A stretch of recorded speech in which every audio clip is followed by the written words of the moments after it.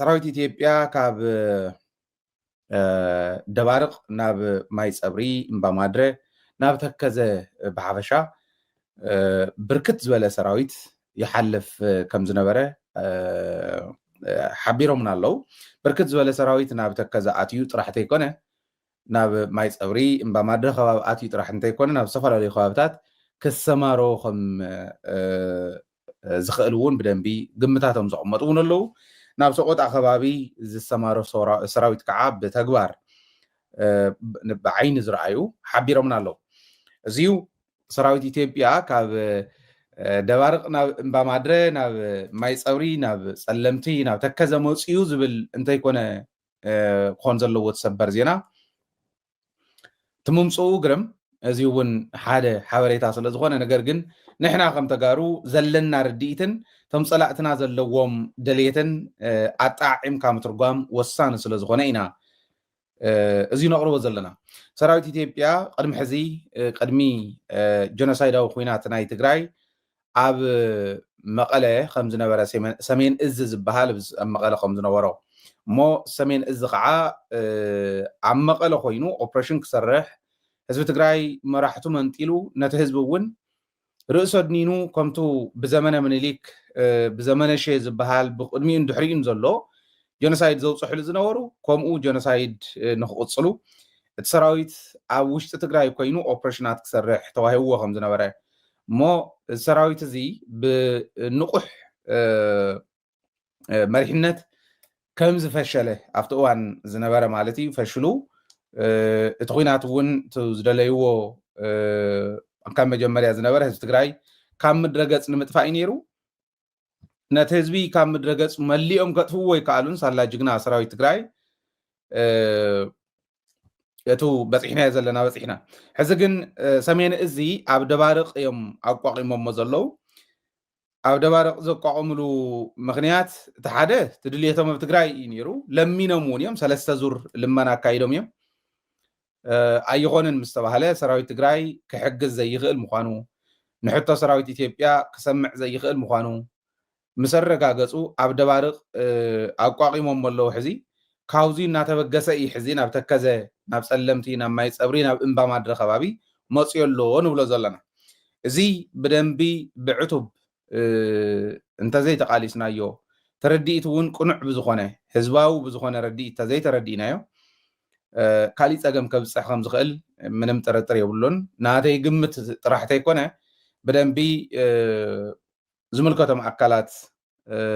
ኢልና ዘዘራረብናዮም እውን እዚ እዩ ተሓሳቦም ማለት እዩ እንታይ ዳ እሞ ናይ ትግራይ ጉዳይ ኣብቲ ሕዚ ዘለናሉ ኮይና ክንመልሶ ንኽእል ዲና ነቲ ሰራዊት እዚ ዝብል ናይ ባዕሎም እውን ሕቶ ከም ዘለዎም ኣነ እውን ሕቶ ኣለኒ ክምለሰ ይኽእልን ማለት እንተይኮነ እቲ ሕዚ ዘለናሉ ኩነታት ንፀላኢ ልሙዕ መሬት ዝፈጥር ደይኮነን ምቹው ባይታ ዝፈጥር ደይኮነን ዝብል ናይ ኩልና ሕቶ ኮይኑ ይረኺበ ለዚ መላእ ህዝቢ ትግራይ ራዕዲ ንክፍጠር ፍርሓት ንክፍጠር እንተይኮነ ብኣግባቡ ክንርድኦቱ ዝኸይድ ዘሎ ናይ ግድን ስለ ዝኾነ ሰራዊት እዚ ይመፅእ ኣሎ ገለገሊኦም ለዋሃት ዋላ ካብቲ መሪሕነት እውን ኣነ ባዕለየ ዛሪበዮም ስለ ዝነበርኩ ካብቲ መሪሕነት እውን ክላእ ግደፎ ዓቕሚ የብሎምን ክመፁና ይኽእሉን እዮም ዝብሉ ዓቕሚ ዘይብሉ ሰብ ዘጥቅዓካ ዓቕሚ ካብ ዝተዳኸመሉ እዋን ስለ ዝኾነ ዓቕምና ዝዳኸመሉ መንገዲ ኩሉ ክንዓፁ ከም ዘለና ንምርዳእ እውን እዩ እቲ ሕዚ ዘቕርቦ ዘለኹ ማለት እዩ ዓቕምና ዝዳኸም ሓድነትና እንትዳኸም እዩ ዓቕምና ዝዳኸም ነኳል ክፍጠር ከሎ ፀላእ ዝኣትወሉ ዝወፃሉ ናይ ስለላ ስራሕቶም ዝሰርሕሉ ክፍቲ እንድሕር ኮይና ትግራይ ክንዲ ዝሃሎ በዝሒ ሰራዊት ይሃልኻ ክንዲ ዝጀገነ ይጀግን ነኳል እንተሃልይዎ ነኳል ኣለዎ እዩ ስለዚ እቲ ሕዚ ዝኸይድ ዘሎ ኣብ ትግራይ መሪሕነት ትግራይ ብኣግባቡ ተረዲእዎ ድነቱ ዝመፅእ ዘሎ ዝብል ናይ ባዕለይ ስግኣት ኣለኒ ከምኦም ዝብሉ ደኺሙ ስለ ዝኾነ ሕዚ ዓቕሚ ሃልይዎስ እሞ ከዓ ንሰራዊት ትግራይ እሞ ከዓ ፋኖም ማእኸል እንዳሃለዎ ክኾነ ይኽእልን ግደፎ ይብሉ ክኾነ ይኽእልን ካብ ምባል ክኾነሉ ዘይኽእለሉ ስራሕቲ ምስራሕ ብፍላይ ሓድነትካ ምጥንኻርን ውዳበታት ምጥንኻርን ደይኮነንቲ መድሓኒቱ ክኾን ነይርዎ ዝብል ከቕምጥ ስለ ዝደለኹ እየ ሕዚ ዘቕርቦ ዘለኹ ትማሊ እዮም መፅዮም ንምፃእ ጀሚሮም ስካዕ ለይቲ ድቃስ ስካዕ ዝድቅስ ህዝብና ሕዚ ኣውረዲ ኣብ ድቃስ ከውታ ለይቲ ዝኒሄ ኣብ ዓዲ ማለት እየ ነገር ግን ድቃስ ስካዕ ዝድቅስ ህዝቢ ይመፁ ከም ዝነበሩ ዘየቋረፀ ከም ዝኾነ እዮም ሓቢሮምን ዘለዉ ንምንታይ እዩ ሰራዊት እዚ ዝመፅእ ዘሎ ዝብል ምስ ሓተትኩ እታ ሓንቲ ርግፀኛ ዝኾንና ኣላ ናይ ሰቆጣ ናይ ላስታ ፋኖ ኦፕሬሽናት ዝሰርሕ ስለ ዘሎ ታንክታት ማሪኹ እውን ስለ ዝኾነ ብዙሕ ዕንወት ስለ ዘብፅሓሉ ንሰቆጣ ገፅ ንምኻድ ናብኡ መፅኦም ኣለዉ ዝብል ግምታት ዘቕመጡ ኣለዉ ኣነ ግን ንሰቆጣ ንክኸዲኦም ናብ ማይ ፀብሪ መፅኦም ንእምባ ማድረ መፅኦም ናብ ተከዘ ገፅ መፅኦም ዝብል እምነት የብለይ ምክንያቱ ማእኸል እዩ ናይ ጎንደር ፋኖ ኣሎ ብላዕላይ ናይ ወሎ ፋኖ ኣሎ ኣብ ሰቆጣት ዝኾነ ኩናት ኣካይዶም ንፋኖ ክስዕሩ ወይ ተኡ ዝተማረኸ ከምልሱ እዮም መፅኦም ዝንሄው ኢልካ ምግማት ናይ ነውሪ ነውሪ እዩ ምስታብ ትግራይ ትኸይድ ዘላ ሰራዊት ትግራይ ስርሑ ክፈትሕ ብምግባር ሕቶታቱ ጌጋ እዮም ኣይብልን ሕቶታት ኣለዎ ሕቶታቱ ብኣግባቡ ከዳምፅ ዘይኽእል መሪሕነት ምዃኑ ምስ ኣረጋገፁ ሰራዊት ኣብ ካሊእ ዕማም ኣብ ካሊእ ዕግርግር ከም ዘሎም ሰረጋገፁ እንታይ ክገብሩ እዮም ናብኡ ዝኣትዉ ዘለዉ ዝብል ብጣዕሚ ከተሓሳስበና ይግባእ ዘይምዕዳል ኮይኑ ኣብ ትግራይ ክፍታሕ ዝኽእል ፀገም ኮይኑ እንዳሃለዎ ናይ ትግራይ ፀገም ብናይ መሪሕነት ሕመቕ ናብዚ ደረጃ እዚዩ ኢና ወዲቕና ዘለና ካሊእ ኣብ ትግራይ እንታይ እዩ ዝኾን ዘሎ ዝብል ሓደ ብሓደ እንዳዘርዘርኩልኩም ክኸድ እየ ነገር ግን ኣብዛ ሕዚ እዋን መሪሕነት ትግራይ ናይ ሰራዊት እውን ናይ ግዝያዊ ምሕዳር እውን ናይ ሕወሓት እውን ካልኦት መሪሕነት ናይ ውድባት እውን እዚኣቶም ብትክክል ክገብርዎ ዝግብኦም ድዮም ዝገብሩ ዘለዉ ዝብል ንኩልና ከተሓሳስበና ይግባእ ኣብዚ ሓደ ግዜ እቲ ናይ ህዝባዊ ሕቶ ክንሓተት ከለና በቃ ንስኹም ምስእከለ ኢኹም ንስኻ ምስእከለ ኢኻ እናበልካ እናጣበቕካ ካብ ምፍራጅ እታ ሓቂ እንታይ እያ ታንዓና ተዋፀና እንታይ እያ ዝብል ብደንቢ ክንሓስበሉ እዩ ዝግባእ ዝብል እምነት ኣለኒ ሰራዊት ኣዛዝዮ ይፈልጥን ብግልፂ የዛረበኩም ዘሎ ናይ ግንባር ኣዘዝቱ እዩ ዝፈልጥ እምበር ድሕሪኡ ነተን ግንባራት መን ዝእዝዘን ኮማንድ ኣለዎ ዶ ዝብል ብጣዕሚ እዩ ዘተሓሳስበኒ ኣነ እዛረብ ኣለኹ ካብታ መጀመርያ እዛ ሚድያ እዚኣ ዝጀመረትላ ግዜ ጀሚራ ክፍተት ንህዝቢ ትግራይ ከብልዕ ዝኽእል ክፍተት ክፍጠር ከሎ እዚአን ክፍተት እየን እዚአን ጌጋ እየን እንዳበልኩ የልዕል እየ ኣብዛ ሚድያ እዚኣ ዘልዓልናየን ንጃህራ ኣይኮነን ኣብ መሬት ዘይተተርጎማ ኣብ መሬት ዘይረኣናየን የለዋን ብግልፂ የዛረብ ዘሎ ስለዚ ንድሕሪት ከምዚ እኮ እንተንገብር ነርና ከምዚ ከውፅዎ ነይሩ ደደቢት እንዳበልካ ምኻድ ንህዝብና ይጠቅምን ንዓና እውን ንጥዕናና ፅቡቕ ኣይኮነን ፍላይ እቲ ዳያስፖራ ኣነ ብግልፂ የዛረብ ዘሎ ካብታ መጀመርያ ዝጀመርናላ ረኣይዎ ኣብታ ኣብ ልዕሊታ መረፃ ዝካየድ ዝነበረ ኢና ጀሚርና ክንጅምር ከለና ካብኡ እቲ ኩናት መፅዩ ናብ ሬድዮን ናብ ካሊእን ናብ ቴሌቭዥንን ዝኣተናሉ ብኡ እዩ ካብታ መጀመርያ ጀሚርና እስካዕ ሕዚ ምስ ፀላእቲ ተሓናኒቕና እንዳገጠምና ኢና ዘለና ኣብ ውሽጢ ንዝነበሩ ስእልካ ተጠዊዩ ድሓር ንብዩን ንካሊእን ዝመፅእ ንግደፎ ፅባሕ ንጎውን ካሊእ እንተኮይኑ እቲ ኩነታት ተጠዊዩ ክኸይድ እዩ ኣብዚኣ ግን እቶም ፀረ ህዝቢ ዝነበሩ መኪትናዮም ኢና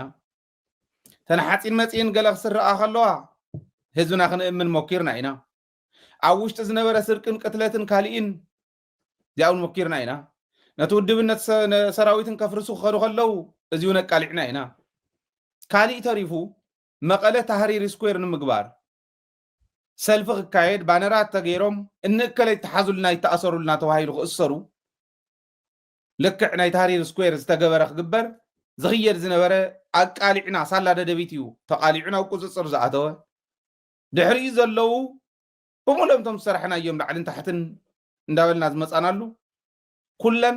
ኣብ መሬት ዘይተተግበራ የለዋን ናብዛ ሚድያ እዚኣ ዝመፃ ኢንክሉዲንግ ትሕዚ ኣብ ሰሙን እዚ ዘቕረብናዮ ናይ ፃድቃንን ናይ ብስራተ ማርያም ሽርሒ ሪኢኹሞ ኢኹም ሕዚ እውን ነቕርብ ኣለና ሰራዊት እዚ ሰራዊት ኢትዮጵያ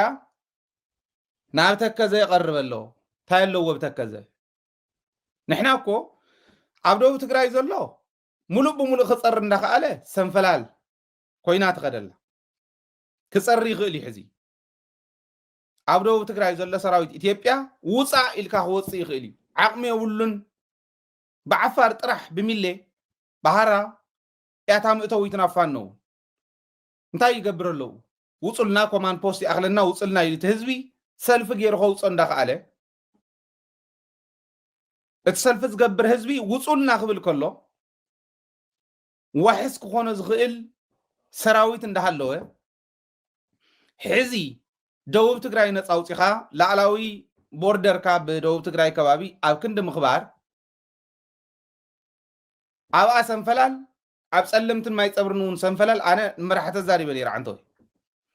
ኣይ በቃ መፀይ መፁ ዝገብርዎ የብሎም ዓቕሙ ከይብሉን ናይ ሰራዊት ኢትዮጵያ እዩ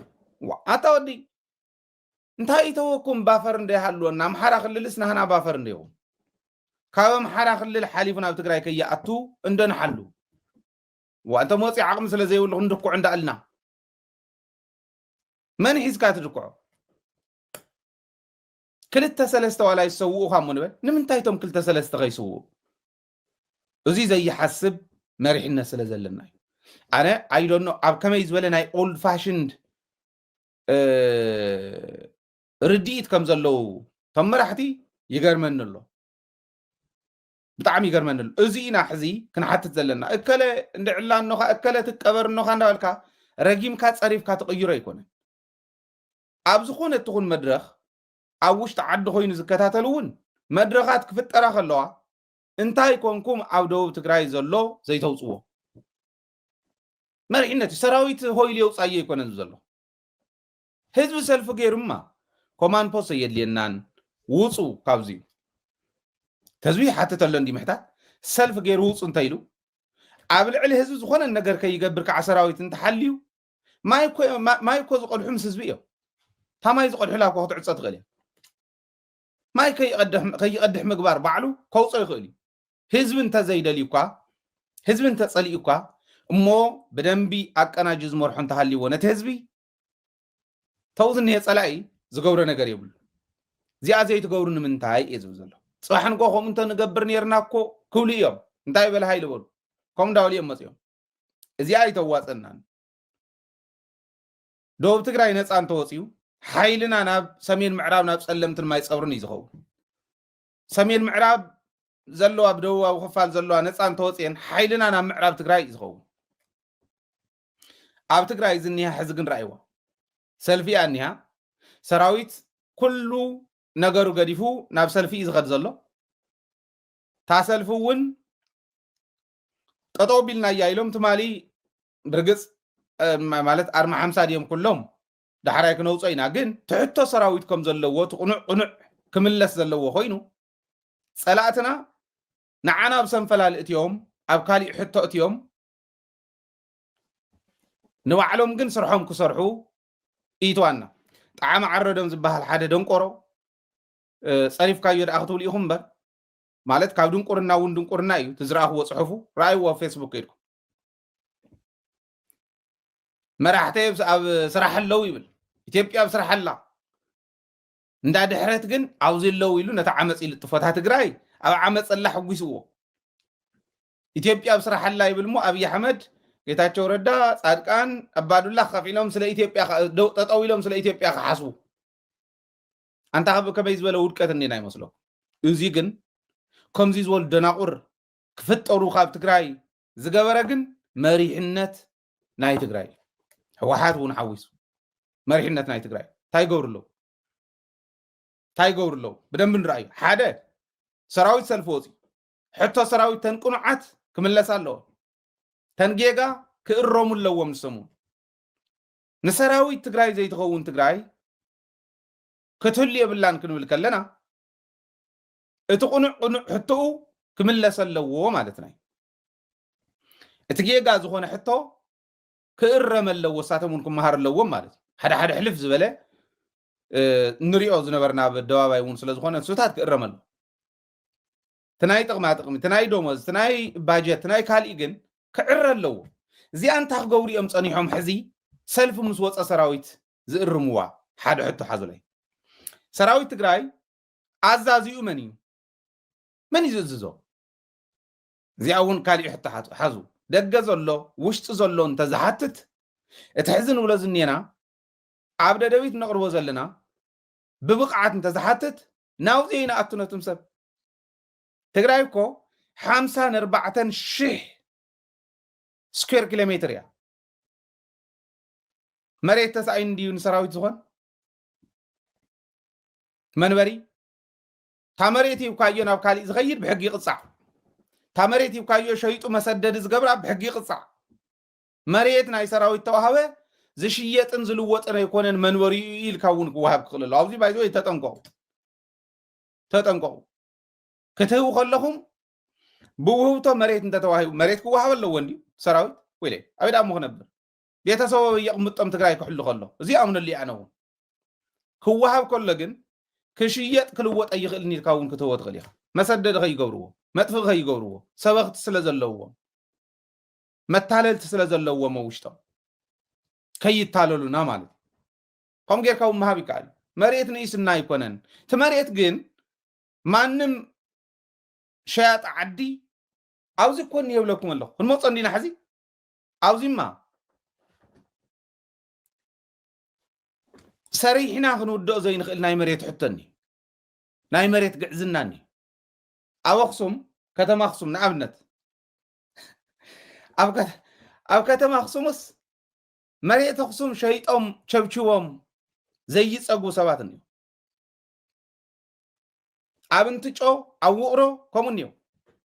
መቐለ እውን እንዩ ማይጮ እውን ኣለው ኣብ ካልኦት ከተማታትና እውን እንዩ ክንመፆም ኢና እዚኦም ብግዚኡ ኦረድ መረዳእታ ኣብ ኢድና ኣሎ ከምዚ ዝበሉ ሰባት እናቸብቸብዎ እቶም መራሕቲ ናይ ፖለቲካ ኮነ ናይ ሰራዊት ኣብ ስርሖም ስለዘየለው ጥራሕ ይትዕግርግር መፅኡ ዝብል እምነት ኣለኒ ኦፍ ኮርስ ፀላእቲ ሰሪሖም ልዮም ክንመፆ ኢና በዓል መን እዮም እንታይ ይጥቀሙ ዘለው እንታይ እያ ተሓሲባ ዝብል ብደንብ ገይረ ከርዳእኩም እዩ ከምኡ ክኾነ ይግብኦ ነይሩ ግን ከምኡ ንኸውን ዝገበሮ ናይ ፖለቲካ መራሕቲ እውን ኣብ ግዕ ዘለው ክንመፆም ኢና ኣነ ከምታ ትፈልጡኒ ኣብ ሚድያ እዚኣ እውን ከምታ ትፈልጥዋ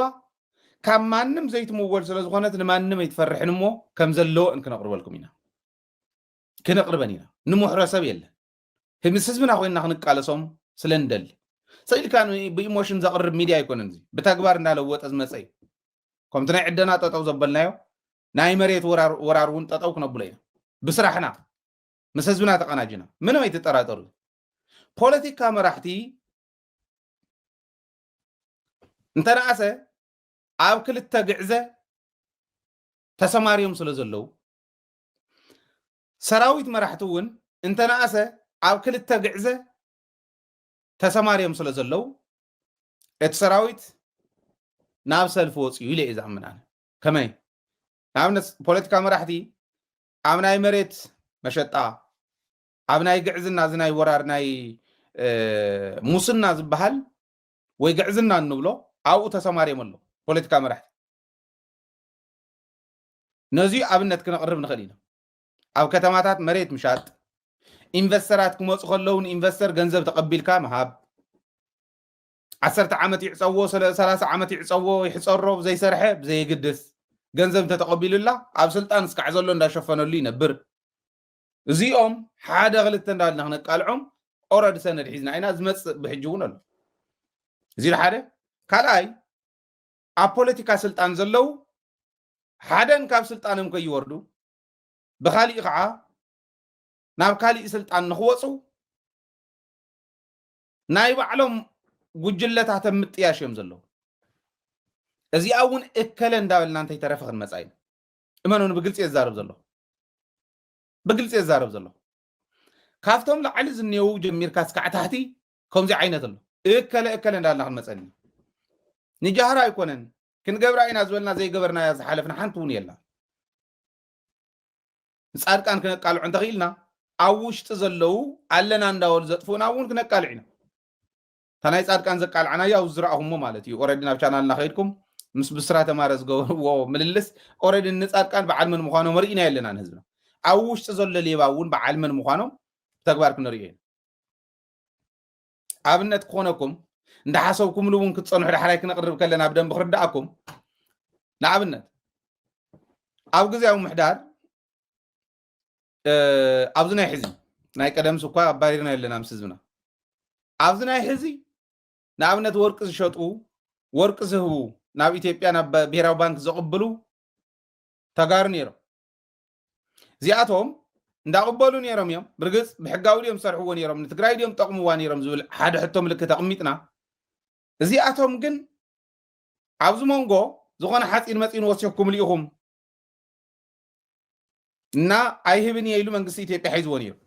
ወሲኾምሉ ነይሮም ዲዮም ኣይነበሩን ዝብል ብሕጊ ይጻር ግን ሒዝዎ ነይሩ ትገንዘቦ ቢልዮናት ተተሓዞም ሰባት ነይሮም እዮም መንግስቲ ኢትዮጵያ ዝቀረባ ኦኬ ሃብዎም ድሕሪ ሕጂ ከምዚ ዓይነት ነገር ከይሕውሱ ግን ሕዚ ከክንድዚ ፐርሰንት ሓዝሎም ተባሂሉ ዝተወሰነ ተለቂቁት ገንዘብ ሓደ መራሒ ናይ ትግራይ ኣመራርሓ ናይ ትግራይ ንወልፅ ኢልና ንግዚኡ ከይዱ ንኣዲስ ኣበባ ሓዝዎት ገንዘብ ኣብ ወርቂ በዓል እከለ ዝበሃሉ ኣመራርሓ እውን ስለ ዘለው ኢሉ ኣቃሊዑ መፅ እዚኣ ኣብ ኢደይ እኒሃ ክንመፃ ኢና እዚኣ ዝተወሰነ ነገር ስለ ዝተርፈና እዩ ክልተ ነገር ኣብዚ ሓዙ ሓደ ንምንታይ ይኸይዱ እንእከለለው ስለ ዘለው ሓዝዎ ኢሉ ዘይሕዞም እንእከለ ከም ኣንተ ሃልዮም ኣዲስ ኣበባ ኸይዱ ካብ ዝሕሱ ምስ ኢትዮጵያ ኮይኑ ካብ ዘጥቅዖም ዘይሕዞም ባዕሉ ዘይኣስሮም ኦኬ ክልተ እቲ ገንዘብ ሓዝዎ እንድሕር ተባሂሉ ናይ መን ገንዘብ እዩ ዝተሓዝ ንትግራይ እንተመፅኦም ትግራይ እንተሃልዮም ነቶም ነጋዶ ናብ ብሔራዊ ባንክ ዘቕብሉ ዘለው ከምዚ ኣገርኩም ስርሑን ትግራይ ብዝጠቅም መንገዲ ኢሉ ዘየመዓራር እዮም መራሕኒ ሪኢኹሞ ብብቕዓትን ብቕንዕናን ብዓቕምን ብቕንዕናን ዝተመዘኑ መራሕቲ እተውዋ ትግራይ ክብል ከለኹ ከምዚኦም ዝበሉ ዕኑዳት ተዓኒዶም ዝዕኑድኻ ስለ ዝሕዙና እዩ እንድሕሪት ስለ ዝመልሱና እዩ እዚ ሓደ ደልና ተናይ መሬት ሓደ ኢለ ኣለኹ ትመሸጣ እዚኣቶም ከምዚ ኣሎ ኣብ ካልኣይ ኣብቶም ፖለቲካ መራሕቲ ኢና ዘለና ብክልተ ግዕዘ ዝበልክዎ እቲ ሓደ ተናይ ሙስና ትኸም ዝበለ ግዕዘ ምዕዘውን እዩ እቲ ካልኣይ ናብ ስልጣን ንክወፁ ገሊኦም ሰብ ሃፍቲ ዝውድቡ ዋላ ኣብ ሕወሓት እውን ኣይንላቐቕን እመኑኒ ኣብ ከም ዝበለ ሓሊፈ እውን ይፈልጥን ሕወሓት ይኹን ካልእ ይኹን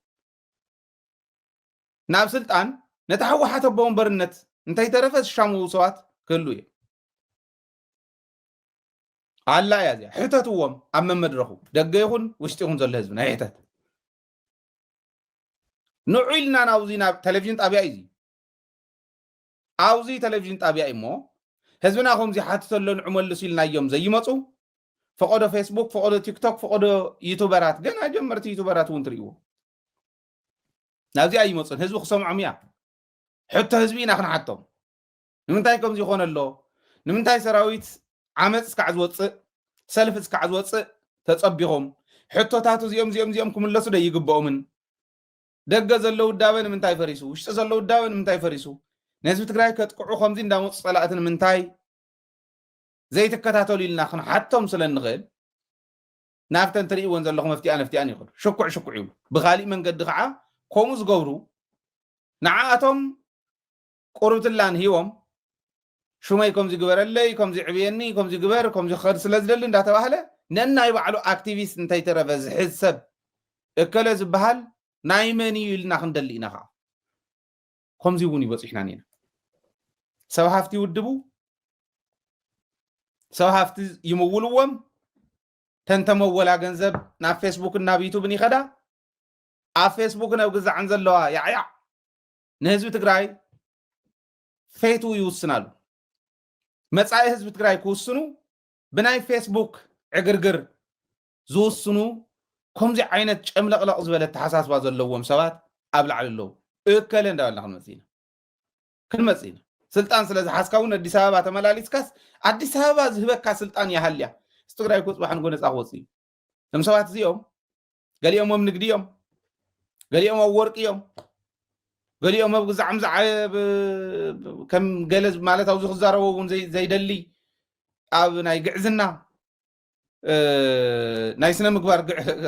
ጉድለት እውን ዘለው እዮም እዚዩ እዩ ሓሲብና አስተንቲና ጸላእትና እንታይ ክገብሩና ይኽእሉ ይኾኑ ኢልና ሓሲብና ቀዲምና ፕሮአክቲቭሊ ሓሲብና ከይንውስን ዝገብረና ዘሎ እዚ ማለት እዚ እቲ ናይ ፖለቲካ እዩ ሰራዊት እውን ከማያ በረኻ ኣለና ኣብ ድፋዕ ዘሎ ሰራዊት ኣለና ተብ ድፋዕ ዘሎ ሰራዊት መራሕቲ ኣለዎ ምስኡ ከፍ ኢሎም ፖለቲካዊ መሪሕነት ክረኽቦም ዘለዎም ናብ ፖለቲካዊ መሪሕነት ዘለዎ መፅኦም ስልጠና እንዳሰልጠኑ ብሞራል እውን ብፖለቲካዊ ብቕዓት እውን ብወታደራዊ ብቕዓት እውን ዝሃንፁ መራሕቲ ኣለዉ ባጀት ኣለዎ ዶ እንታይ ፀገም ገጢምዎም ዝበሃል ተፀዊዖም ከይዶም ንዕሩ ኣይልና ተባሂሎም ከም ጭቃ ዓዲ ኣወንዚፎም ከይዶም ዝመርሑ እውን ኣለዉ እዚኡ ኣብ መኸተ ስለ ዘለና ነታ መኸተ እከለኸ ይቕየም እንዳበልና ስለንፈርሕ ኢልና ክንገድፎ የብልና ባዕሎም ከም ዝበልዎ ጀነራል እንተሞታ ጀነራል እንተገደፋ ጀነራል ወሊዳ ተሓድር ዓዲ ስለ ዝኾነት ኣይንፈርሖን ጌጋ ኢኹም ጌርኩም ስሩ ሰነድ የብሉ ጽሑፍ የብሉ መማሓደር ደንብ የብሉ ኮማንድ የብሉ ብወዲ ወረደ ፖለቲካ ትግራይ ከምዚ ዝተሓለኸት ሕንግድ ላሕሚ ሕልኽልኽ ኢላ ተቐይዳ ምኸድ ኣብዋ ሰንከል እንዳበለት ትኸይድ ኮይና ፖለቲካ ትግራይ ክንሪኣ ከለና ወታደሩ እውን ብወዲ ወረደ ፖለቲካውን ብወዲ ወረደ ይምራሕ ስለ ዘሎ እዩ ቱ ቢ ኦነስት ኣነ በቃ ማለት ብግለይ ምንም ዝገበረኒ ሰብ ኣይኮነን ግን ነቲ ሓደ እውን ዓቕሚ የብሉን ከም ማሓደር ይትረፍዶ ንክልትዩ ነቲ ሓንቲ እውን ዓቕሚ ይረኸበ ሰላምና ከይንረክብ ሞሰራዊት ሒዝካ ደኣ ሰላም ይሰኣን ባዕሉት ሰራዊት እውን መንገዲ ዓፃዊ ክኾነሉ ዝኽኣለሉ እኮ ነቲ ሕቶ ናይ ሰራዊት ከስተኣናግድ ዝኽእል ብቕዓት ዘለዎ ሰብ ስለተሰኣነ ሰራዊት ዘመሓድር ደሪብካ ዝመሓደር ኣይኮነን ሰራዊት ትግራይ እንተኽኢልካ ካልኦት ሰባት ደራሪብካ ተመሓድሮ እዩ ኣብ ካሊእ ስልጣን ተደሪቡ ዝመሓደር ኣይኮነን ሰላምን ፀጥታን ዝመርሕስ ደሪቡን ሰራዊት ትግራይ እውን ይምርሓዮ ኢልካ ክትብ ከምኡ ዲ ዝመርሖ ዘሎ ይኮነን ንግደፎ ሕቶ ምልክት ሞ ነቕምጠሉ ፍስሓ ኣነ ይመርሖ እዩ ዝብል ጀነራል ፍስሓ ግን ይመርሖን እየ ዝብል ኣነ ከዓ ጀነራል ፍስሓ ንሲምቦል የቕሚጥዎ ዘሎ ወዲ ወረደ እምበር ወዲ ወረደ እዩ ዝሕምሳ ዘሎ ሓዲኡ ይሓዝ ባህል እያ እዚኣ ንክሕዝ ከዓ ናይ ኩልና ሓላፍነት እዩ ምሕታት ኮይ ልቐቕ ምባል ኮይ ውረድ ኣይትኽእልን ፀሊእና ካኢና ውረድ እንዳተባሃለማ እንተናእሰት ሓንቲ እኳ ደኣ ሒዘ ክዘልቕ ድሓ ነብዚኣ ከም መሓይሽ የኢሉ እኳ ይሸንግል ከምኡ ጌርካ ይኾነን ኣነ ጥርዓን እየ ዝፀርዕ ዘለኹ ናብ ህዝቢ በቲ ካሊእ መንገዲ ድምፂ ዝኾነ ዘለኹ ነቲ ህዝቢ ኩልና እንደንሕተት ደሪብካ ሰይከኣልካዮ ነቲ ሓንቲ እውን ኣይትኽእላን ኣብኣ ንረኣይ ካብታ ፖለቲካ ወይ ክገድፋ እንተኮይኑ እውን ይውፃእ ነቶም ፖለቲከኛታት ይግደፈሎም መንዕኦም ከዓ ክንሓትት ሕዚ እኮ ሓታቱ እውን እዮም መከፋፊለ መጥፊኦሞን እዩ ከይንሓትት ሲ ንመን ንሕተት ፍስሓ እውን እንድሕር ብሙሉእነት ዘየመሓድሮ ኮይኑ ሰላምን ፀጥታን ካሊእ ሰብ ኣትዩ ሰራዊት መመሓደር ጥራሕ ኮይኑ ናይ ሰራዊት ሕቶ ብኣግባቡ ዝተኣናገደሉ ናይ ሰላምን ፀጥታን